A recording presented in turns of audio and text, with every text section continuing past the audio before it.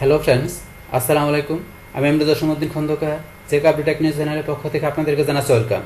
আজকের ভিডিওতে আপনাদের সাথে শেয়ার করব how to add slide from outline in Microsoft PowerPoint. অর্থাৎ মাইক্রোসফট পাওয়ার পয়েন্টের মধ্যে আমরা কীভাবে আউটলাইন হইতে স্লাইড অ্যাড করতে পারি, আজকে আমরা সে বিষয়টা দেখব। এখন আমাদের এই কাজটা করার জন্য প্রথমে আমরা পাওয়ার পয়েন্টে চলে আসি। বাস আসার পর আমরা কি বলছি, এখানে কিন্তু আমাদের এই প্রেজেন্টেশন এখানে দুইটা স্লাইড আছে। এখন আমরা চাচ্ছি কি এই দুইটা স্লাইড ছাড়াও এখানে আমাদের অন্য কোনো যে কি থাকে, আমাদের যে প্রেজেন্টেশন সেভ করা থাকে সেখান থেকে আমাদের ওই ফাইল থেকে আমাদের সেই স্লাইডগুলো আমরা এখানে অ্যাড করব। আর সেটা করার জন্য এখন আমাদের কি করতে হবে, প্রথমে ধরুন আমরা এখানে এই যে দুইটা স্লাইড আছে, এটার নিচের স্লাইডে আমি কার্সরটা রাখবো, মানে এখানে আমি ক্লিক করে রাখবো। যদি এখানে রাখি তাহলে কিন্তু এটা নিচে আসবে, এটা সব নিচে চলে যাবে। তাহলে আমি এখানে দ্বিতীয় স্লাইডের মধ্যে কার্সর রাখবো, যেহেতু দুইটা স্লাইড আছে। কার্সর রাখার পরে এখন আমরা এই যে নিউ স্লাইডের এখানে ক্লিক করব। করার পর আমার এই যে স্লাইড ফ্রম আউটলাইন আমরা এই অপশনটা ক্লিক করব। ক্লিক করার পর এখন এই যে অল আউটলাইন, এখানে কিন্তু আমার এই টাইপটা চলে আসছে এখানে। তো এই টাইপ চলে আসার পরে এখানে আপনি যেই লোকেশনে আপনি কি করছেন, আপনি ফাইলটা রাখছেন, আপনি সেই লোকেশনে যাবেন, আপনি কোথায় রাখছেন।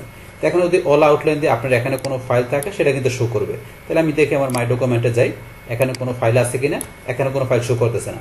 কিন্তু শো না করলে আমরা যদি এখানে যাই, আপনি এখানে কিন্তু অল আউটলাইন ছাড়া আরও বিভিন্ন টাইপ দেওয়া আছে। আপনি কোন টাইপের ফাইল এখানে আপনি নেবেন, সেই টাইপের আপনার ফাইল থেকে আপনার স্লাইডগুলো এখানে চলে আসবে। তো এখন যদি আমার টেক্সট ফাইলে যাই, তাহলে এখানে দেখি আমার যদি কোনো টেক্সট ফাইল থাকে সেই টেক্সট ফাইল থেকে নিতে পারবো। তো টেক্সট ফাইল আমি দেখি, আমার ওয়ার্ডে যাই, ওয়ার্ডে যাওয়ার পরে এই যে ধরনের এখানে একটা টেক্সট ফাইল দেওয়া আছে। তো এটা আমি এখানে সিলেক্ট করে আমি যদি ইনসার্টে ক্লিক করি, ক্লিক করার পরে ধরুন আমার কিন্তু এখানে এই থেকে টেক্সট ফাইল থেকে আমার এখানে স্লাইডগুলো চলে আসছে। যে এখানে টেক্সট ফাইল থেকে কিন্তু সে আমার ডাটাগুলো নিয়ে, আমার টেক্সটগুলো নিয়ে কিন্তু এখানে স্লাইড এখানে চলে আসলো। আবার আন্ডো করে আগের অবস্থায় আসলাম।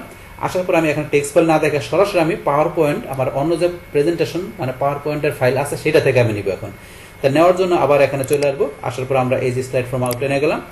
আর যাওয়ার পরে এখন অল আউটলাইনের জায়গায় আমরা এগুলো যেটা চাই সেটা দেখাতে পারি। কিন্তু আমি যদি অল ফাইল দেখাই দিই তাহলে সব ধরনের ফাইলে আমার এখানে চলে আসবে। সেই ক্ষেত্রে আমার কোন লোকেশনে রাখছি, লোকেশনে যাবো, তাহলে মাই ডকুমেন্টটা আমার এখানে পাওয়ার পয়েন্টের ফাইল আছে, চলে আসছে। এখন এখান থেকে ধরুন আমার পাওয়ার পয়েন্টের এই ফাইলটা আমি সিলেক্ট করে দিলাম। সিলেক্ট করার পরে এটার ভিতরে যে স্লাইডগুলো আছে সেগুলো আমার এই যে এটা পরে চলে আসবে সিরিয়ালে। তাহলে আমি ইনসার্টে ক্লিক করলাম। ক্লিক করার পরে দেন এখানে 2 নম্বর এটা সিলেক্ট করা ছিল, কার্সর ছিল এখানে। তার 3 নম্বর থেকে আমার ওই প্রেজেন্টেশনের ভিতরে যে স্লাইডগুলো আছে সবগুলো কিন্তু সিরিয়ালে চলে আসছে।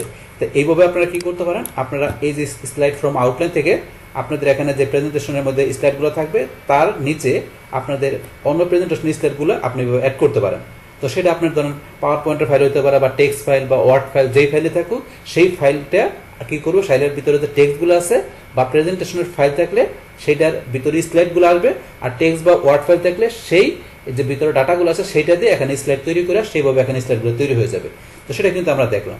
বাস এইভাবে তাহলে আমরা কি করতে পারি, আমাদের এখানে এই পাওয়ার পয়েন্টের মধ্যে যে এখানে আমাদের যে স্লাইড করা থাকবে তার নিচে আমরা আমাদের অন্য কোনো পাওয়ার পয়েন্টের ফাইলের বা আমাদের কোনো ওয়ার্ড বা টেক্সট ফাইল বা অন্য কোনো প্রোগ্রামের ফাইলের আমরা সেই ডাটাগুলো দিয়ে এখানে স্লাইড তৈরি করে আমরা ইচ্ছা করলে আমাদের এই স্লাইডগুলোর নিচে আমরা অ্যাড করতে পারি। তো সেটা কিন্তু আমি এখানে দেখা দিলাম। বাস এইভাবে তাহলে আমরা এই কাজটা করতে পারি। বাস তাহলে এই আমাদের এখানকার টিউটোরিয়াল বিষয়টা মূলত আমাদের আজকের ভিডিও।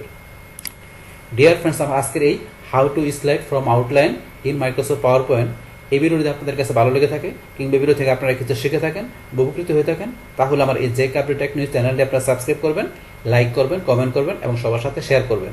Thanks everybody.